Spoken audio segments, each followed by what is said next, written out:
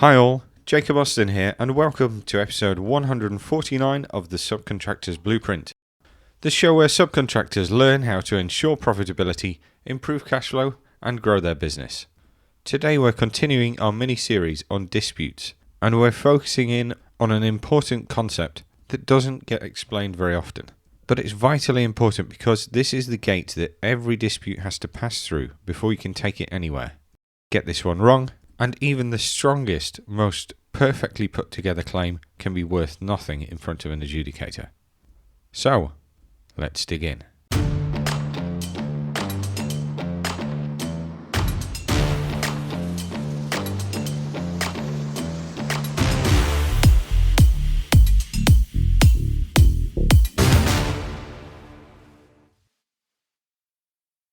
Last week I told you that every formal route to getting your money has a gate that you've got to walk through first, and crystallisation is that gate. Good firms owed real money could march straight into the adjudicator's office and knock themselves clean out before they've thrown a single punch if they don't follow this one principle. And that means you can be completely in the right. You can be owed every single penny and sitting on a claim that you'd stake your house on, and you can still lose your adjudication in the first 48 hours. Not on merits, not because the other side is any cleverer, but because you've pulled the trigger too early, and the dispute hasn't properly crystallised. That one mistake makes the whole thing worthless. And not only that, it costs you money, so it makes it worse than just losing. When your adjudication fails on crystallisation, you don't just walk away without your money, the disputed sum. You walk away having spent your own costs to get there, and in adjudication you carry those win or lose. You spent the time to get there. You spend money on the adjudicator's fee. And the part that really stings is you've shown the other party your entire hand. Your case, your evidence, your number. All of it for nothing. And that is because a crystallisation failure is a jurisdiction failure. It's saying no dispute has arisen when you've served your notice. And that's a key thing. In the Construction Act, you can refer a dispute at any time, but there has to first be a dispute. The adjudicator then doesn't have the power to decide. So even if they go on and hand you a decision, it's a dead letter. The court won't enforce it, they might not even touch it. And you're back to square one. Poorer, slower, and now facing an opponent who knows exactly what's coming. So this isn't a dry bit of legal housekeeping. This is a difference between a clean win, or even a dirty win, and paying the privilege of teaching the other side how to beat you. That's why we're spending a whole episode today on the thing that nobody covers. So let's start with a good foundation. This is the bit that trips people up. A claim is not a dispute. So you making a claim, sending an application, telling somebody you're owed money, that on its own isn't a dispute, it's just a claim sitting there. A dispute only comes in once that claim has been put to the other side and they've rejected it. Or perhaps they've not admitted it. That moment, when your claim meets their refusal, that is crystallisation. And as I said before, the Construction Act gives you the right to refer a dispute to adjudication at any time. But it has to be a dispute first. No dispute, no jurisdiction, no enforceable decision. So before anything else, you need an actual dispute, not just a grievance that you're carrying around against the other party. And this has cost big, reputable companies with in-house legal departments and commercial teams big money. But it doesn't have to cost you, because after today you'll understand how a claim can turn into a dispute, following the clues of case law. The leading case here is AMEC, as everybody refers to it. But it's the AMEC Civil Engineering Limited versus Secretary of State for Transport case. And the judge presiding over this case, Mr. Justice Jackson, set out a run of practical propositions on when a dispute arises that have shaped this part of the law ever since. Now you don't need the case citation in your head, you just need the principles, the shape of it. And the shape is this, that a dispute needs three things. Firstly, it needs a clear claim. Secondly, that claim has been communicated to the other side. And Thirdly and finally, that claim has been rejected or not admitted. That rejection doesn't have to be a formal letter saying we reject your claim. It can be an outright no. It can be them going quiet for long enough that the silence itself acts as a refusal. It can be them prevaricating, fobbing you off, asking you for the same information over and over, and never actually engaging with you. All of those can tip a claim over into a dispute. The moment that matters is when you serve your notice of adjudication.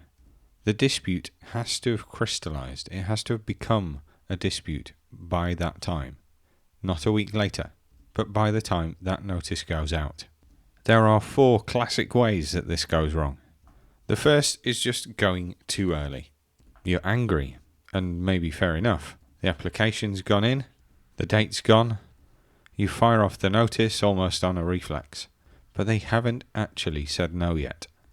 They haven't had the chance. There's a claim in that application, but there's no rejection, so there's no real dispute, and by jumping the gun, the whole thing is built on sand. The second one is the no time to respond trap. This is a little bit more subtle, but it's obvious really. Say you submit a claim on a Friday, and then you send a notice out on a Monday. You might think you've given them a chance, but you haven't really. The other side has to have genuine, reasonable opportunity to consider your claim and respond to it.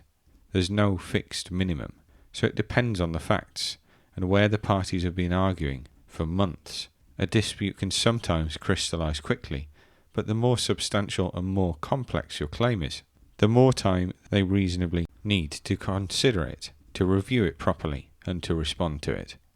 So if you give them no realistic time at all, and you've handed them an argument that no dispute has formed. The third is the ambush, or the moving target. The dispute you refer has to be the dispute that actually crystallised, the one that they saw and then rejected.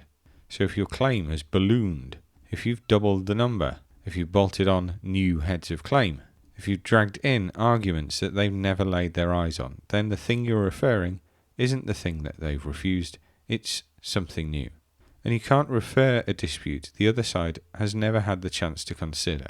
So what gets referred to the adjudicator needs to be the same size and shape as the claim that's been rejected by the other side. The fourth way is lumping everything in. The rules let one adjudication deal with one dispute, unless both sides to bundle more in together. So if you throw in 5 separate unrelated arguments into a single notice because you want it all sorted at once, you're not being efficient. You're giving a jurisdiction challenge to the other side on a plate. These issues are all really simple, but they're surprisingly common, and the defence that no dispute has crystallised is one of the most common knockback arguments that a main contractor's advisors will throw at your referral. It's the first thing that they're going to reach for. So understanding crystallisation does 2 jobs. It stops you handing them that argument against your own claim, and it tells you when you can pick it up and use it yourself come the day that you're the one on the receiving end of a half-baked referral. So how do you get it right? How do you get the right side of that gate? Before you serve any notice, you need to run 4 questions past yourself. Do it out loud if you have to. First, have I put the claim in clearly? Is it in writing? Is it properly quantified? Set out so that they can actually understand it and respond to it. A claim that's vague and woolly, that the other side can't genuinely tell what you're claiming or why, might never crystallise into a dispute at all. Clarity isn't about being polite here, it's what makes the dispute capable of forming. Secondly, have they had a fair and reasonable chance to respond? Not a token chance, but a real one. That might mean allowing your JCT time to respond to a lapse. It might mean for NEC agreeing a sensible period with the contractor to extend their period of reply, to demonstrably agree a sensible deadline in writing, and then let it run. By doing that, you're building a record that says, I gave them the opportunity. And crucially as well, here's the proof of it. Third, have they rejected it? Or have they stalled so long that it amounts to rejection? An outright no is easy, but silence over a period of time counts too. and so does endless fobbing off. And this is the good news for you. They can't dodge crystallisation forever just by stalling. If they keep fobbing you off, that pattern itself can form the dispute. So document the stalling. Every chase, every non-answer, can you resend that? That record can turn their silence into a crystallised dispute. And fourth question, is the dispute that I'm referring the same one that they've actually seen and rejected? Same claim, same number, same heads. No fresh ambush bolted on at the last minute. If you've genuinely got new claims, that may be a separate dispute for another day. But it's not something that you just smuggle into this one. So run those 4 questions past yourself and keep it to 1 dispute per notice unless you've agreed otherwise with your contractor. By doing that, you've closed off the easy jurisdiction challenge before that challenge is made. You can incorporate evidence to make your case absolutely watertight that the dispute was served on this date, you spoke about responding, you've allowed a reasonable period of time, and the contractor has never got back to you. It's written in plain, clear English with supporting calculations, and the copy of the claim that you submitted on that date is the same claim that you're now presenting to be decided by the third party. When a contractor challenges an adjudication referral on crystallisation, they will likely do it in one of 4 ways.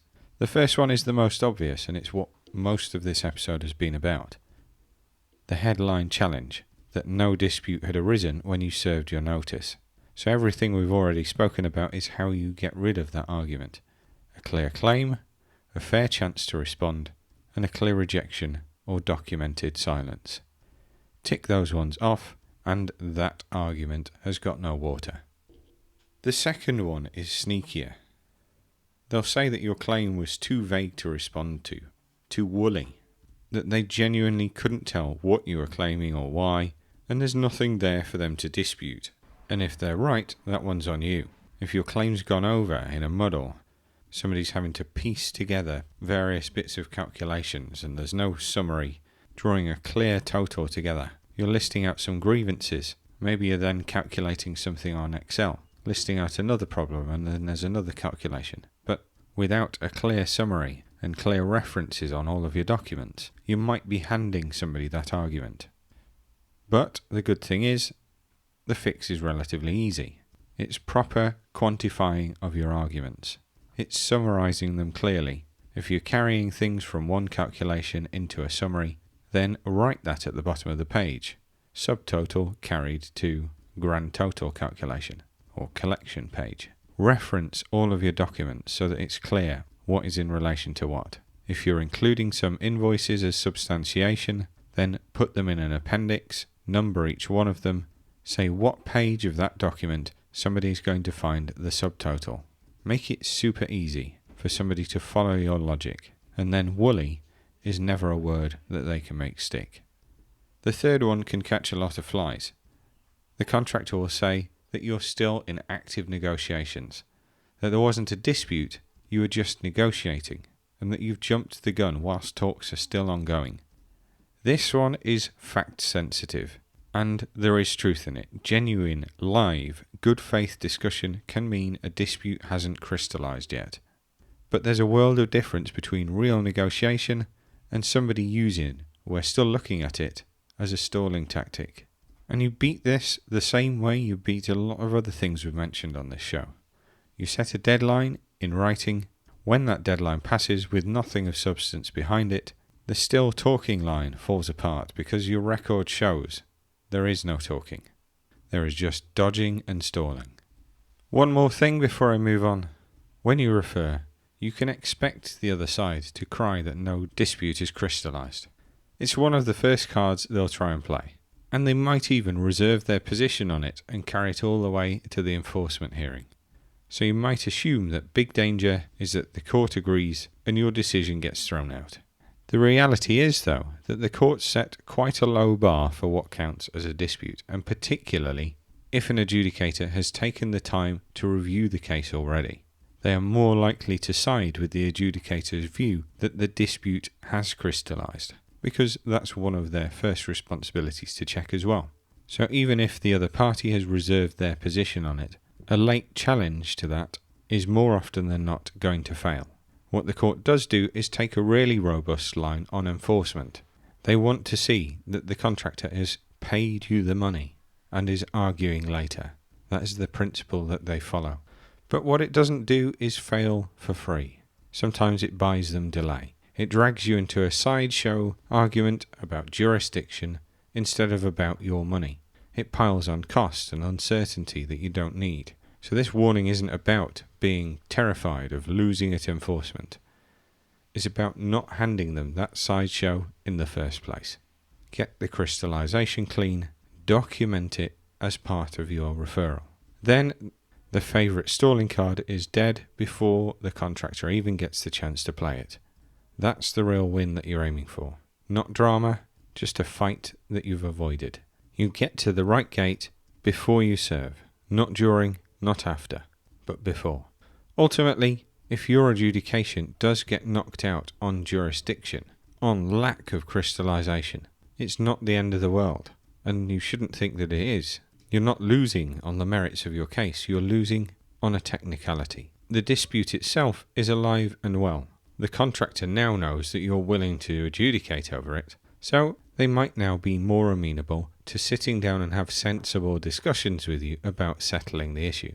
But they might also take that adjudication win and think they're home and free. And in that case, what you do is let the dispute crystallise properly this time, and you can refer it again, cleanly.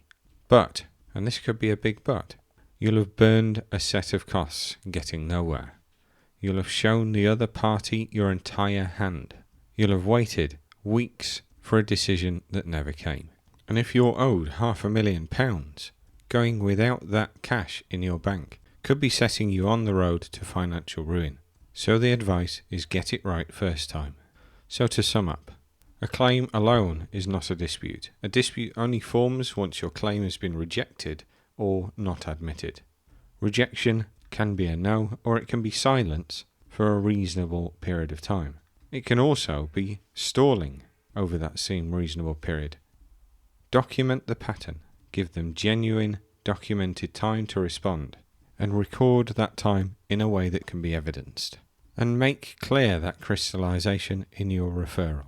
You must refer the dispute that they've actually seen, not ballooning up your claim, not adding new heads of claim that you've thought of since. It's not a moving feast. And base your adjudication on one dispute unless you agree with the contractor to bundle more than one together. Don't gift them a challenge by lumping multiple issues together. The no dispute crystallised defence is the other side's favourite and simplest jurisdiction knockout. Don't hand it to them. Be ready to use it yourself. So that's the gate. A claim that's been put and rejected, and the dispute you refer being the same one they turned down. Get that right. Nobody can knock you out before you started. Next week, with that gate behind us, we're going to discuss the machinery itself, the actual mechanics of adjudication, how you serve the notice, what goes into referral, that 28-day clock and how it really runs, and how to pick who decides the thing. Knowing you've got a dispute is one thing, but driving it properly is the next. Now, I genuinely hope that you never have to use this advice, but if you do, I hope it helps. My mission with this podcast is to help the million SME contractors working out there in our industry. If you've taken some value away from today's show, then I really need your help to share the show and pass that value on to somebody else who'd benefit from hearing it, so that I can help as many people as possible. And thanks for tuning in. If you like what you've heard and you want to learn more, then please do find us at www.subcontractorsblueprint.uk. We're also on all your favourite socials, again at Subcontractors Blueprint. And remember, miss the contract detail and the commercial risk falls on you. Thanks all. I've been Jacob Austin, and you've been awesome.